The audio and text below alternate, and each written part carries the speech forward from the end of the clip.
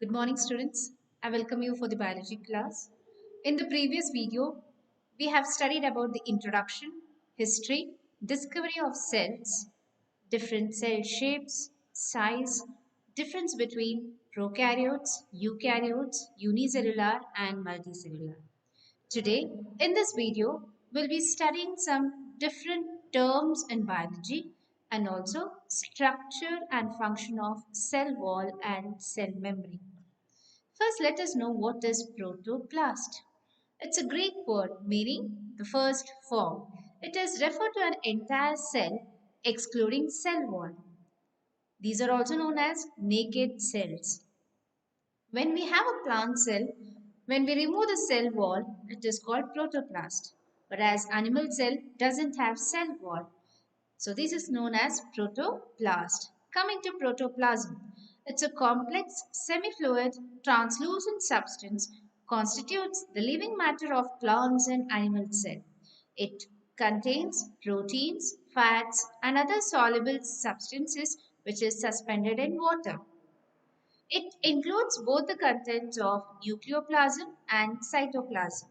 When we have a cell, if we remove the cell membrane, that is called protoplasm. Coming to cytosol, it's a matrix of the cytoplasm. It surrounds the cell organelles in eukaryotes, and in prokaryotes all metabolic reactions happens in cytosol. So cytosol is it's a cell devoid of nucleus and organelles is called cytosol. Coming to cytoplasm, it's a component of the cell surrounded by cell membrane. All the cell organelles are present in cytoplasm. So cytoplasm is it's a cell which is devoid of nucleus. So this is cytoplasm.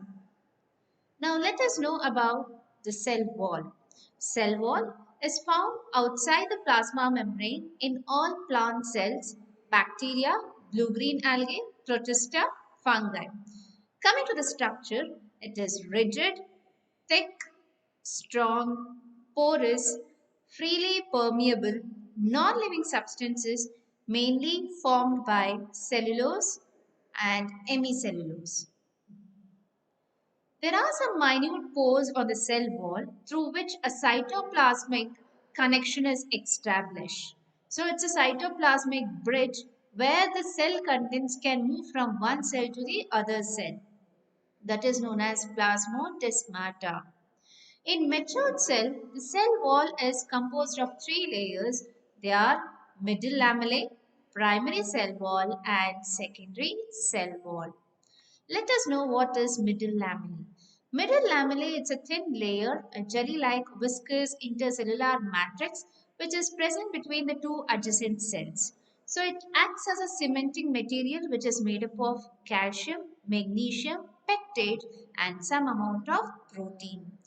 This layer has a property of elasticity and it is first formed during cell division. Next, primary cell wall. It's a layer beneath the middle lamellae and it is the outermost layer of an individual plant cell. With the growth of the cell after completion of primary cell wall, the growth of cell ceases. Means there is no increase in the size later. This layer is also thin, elastic, porous, permeable, mainly composed of cellulose. Some amount of pectin, lignin, suberin is also found in primary cell wall. Coming to secondary cell wall, it's very thick, rigid, it's below the primary cell wall and it is found deposited on the primary cell wall inside after the growth of cell ceases. Means it will become dead. So dead cells have this. And the composition of this particular cell wall is mainly made up of cellulose again. They do have hemicellulose, pectin, lignin and suberin. When we see all this lignin and suberin content more, we'll say that as secondary cell wall. It's a dead cell. Coming to functions. Function of cell wall. It provides mechanical strength, definite shape, rigidity, protection against the mechanical stress, physical shocks, and it controls the cell expansion due to osmosis, that is endosmosis, and it also prevents the water loss from the cell, mainly by means of desiccation. It is responsible for transporting substances between and across the cells. We remember we learned about plasmodesmata.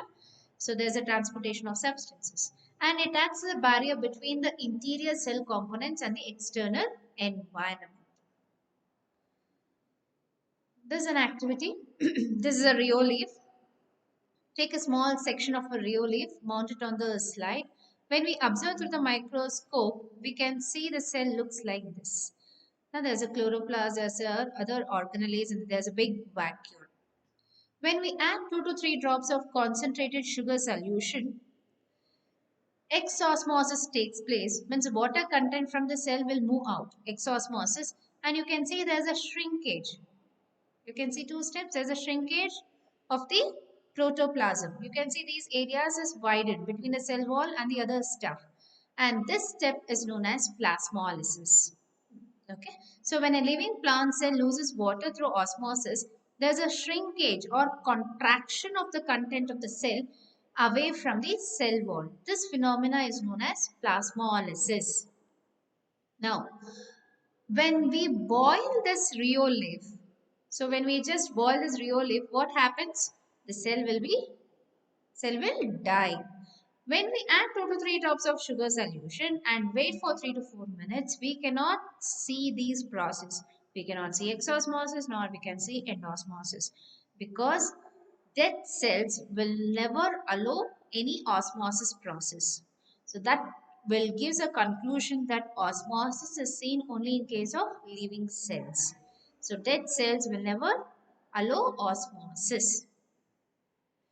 Next, cell membrane or called plasma membrane or plasma lemma. It's a covering of the cell that separates the content of the cell from its external environment. It's a living part of the cell and it is present in plants, animals and microbes. It's very thin, delicate, elastic and selectively permeable in nature. It is composed of lipid, protein and small fractions of carbohydrates. It allows only a limited substance in and out of the cell. Solvent can move, but solute only limited substances. So only the limited solute will be allowed inside. So hence it is called selectively permeable membrane. This is a model which is proposed by Singer and Nicholson of the plasma membrane. It is called fluid mosaic model because it looks like an iceberg floating in ocean. Means these are carbohydrates, proteins will float in an ocean of lipid. So these are lipid bilayer. So two layers of lipids, and you can see there are periphery protein. Peripheral in the sense it can be extrinsic protein which is present outside, and there are intrinsic proteins or integral proteins.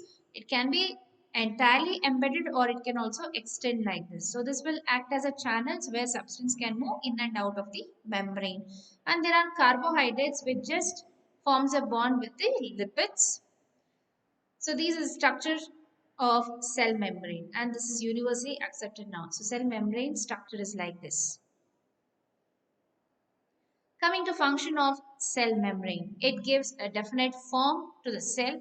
It keeps the cell contains intact in particular place. It protects the cell from injury and it is a selectively permeable membrane. Here is an assignment for you. Write any four differences between cell wall and cell membrane. Thank you. We'll be learning about detail of cell membrane functions because we have to study about different functions of hypotonic solution, isotonic and hypotonic, hypertonic solution, osmosis, exosmosis, endosmosis in the next video. Till then, thank you. Have a nice day.